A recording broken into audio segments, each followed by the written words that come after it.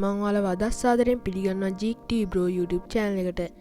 ඉතින් ඔයාලා තාමත් මගේ channel එකට අලුත් කෙනෙක් නම් මේ දැන්ම පල්ලෙහා තියෙන subscribe button එක click කරලා ඊට එහා පැත්තේ තියෙන bell icon එක click කරන්න.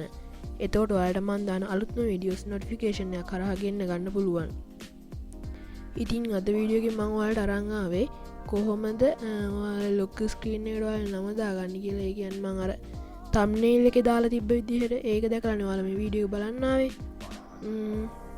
ඒ විදිහට දාගන්නේ කොහොමද කියලා වීඩියෝ එකට යන්න කලින් ඔයාලට කියන සුබ ආරංචියක් තියෙනවා. ඒ තමයි මගේ channel එකේ subscribersලා 100 පාස් කරන්න උදව් කරපු ඔයාලා ගොඩක් ස්තුතියි. ඒකට මට ගොඩක් ලොකු සතුටක් තියෙනවා. ඒ වගේම අපේ ඊළඟ ටාගට් එක තමයි කොහොම හරි 500 පාස් කරගන්න එක. ඒකටත් ඔයාලා මට උදව් කරයි කියලා මං හිතනවා. හරි, එහෙනම් දැන් අපි යමු වීඩියෝ එකට.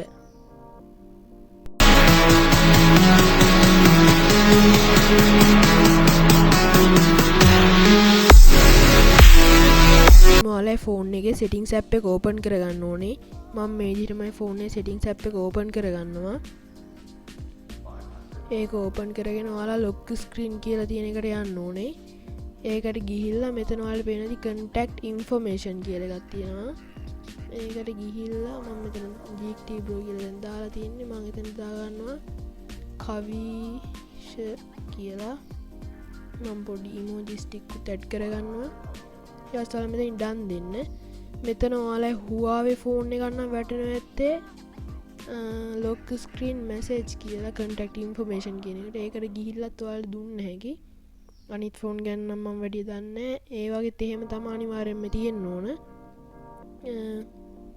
හරි, එහෙනම් දැන් අපි බලමු මේක වෙලා තියෙනවද කියලා. දැන් ඔයාලා පොඩ්ඩක් ස්ක්‍රීන් එක බ්ලැක් වෙයි. ඒ ගණන් ගන්න එපා. ඊට පස්සේ ඔයාලට පේන ඇති මෙතන දැන් මේ කවිෂ කියලා වැටලා තියෙනවා ලොක් ස්ක්‍රීන් එකේ උඩ මේ දිනේට යටින්. එහෙම තමයි ඒක දාගන්නේ. මේ වගේ තව අලුත්